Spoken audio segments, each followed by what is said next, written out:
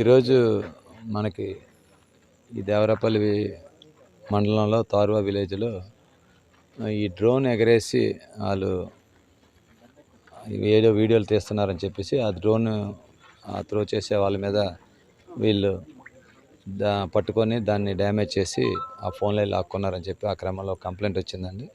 దాని మీద మా దేవరపల్లి పోలీసులు కేసు నమోదు చేసి దర్యాప్తు చేస్తున్నారు. అందులో ఆ డ్రోన్ ఎగరేసి చేస్తున్న ఆయన అక్కడ ఆ ఊర్లో మన సీఎం రమేష్ గారికి వాళ్ళకి తెలిసిన కార్యకర్త అని చెప్పేసి వాళ్ళకి అన్యాయం జరిగిందని చెప్పేసి ఆయన పోలీస్ స్టేషన్కి వచ్చి అడగడం జరిగింది. జరిగిన తర్వాత వీళ్ళు చెప్పారు యాక్షన్ తీసుకుంటున్నాం అని చెప్పి.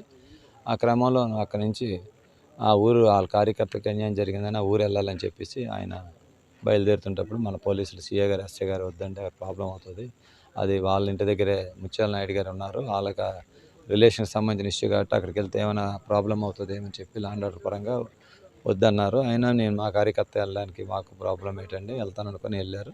ఈ క్రమంలో అక్కడికి వెళ్ళిన తర్వాత మా పోలీసు వారు వాళ్ళని ఆపారండి.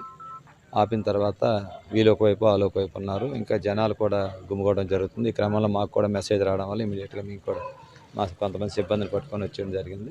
ఆడ సిచ్యువేషన్ చూసామండి. వీళ్ళు వాళ్ళు కూర్చున్నారు, చీకటి పడే టైం అవుతుంది కాబట్టి ఇంకా గొడవ ఎక్కువ అవుతుందని చెప్పి ఇంకా ఇష్యూని ఇంకా దాన్ని ఇక్కడ ఆయన ఎక్కడ ఉంటే కరెక్ట్ కాదని చెప్పేసి ప్రివెంటివ్గా ఆయన్ని మేము తీసుకొని మా వెహికల్లో తీసుకొని వస్తుంటప్పుడు అక్కడ కంప్లైంట్ ఇచ్చారండి. ఎవరెవరు ఉన్నారో కొన్ని ఫుటేజ్లే ఉంటాయి కదా, దాన్ని బట్టి చూసుకొని ఎవరెవరు పార్టిసిపేట్ చేశారో అందరి మీద యాక్షన్ తీసుకుంటాం. Thank you.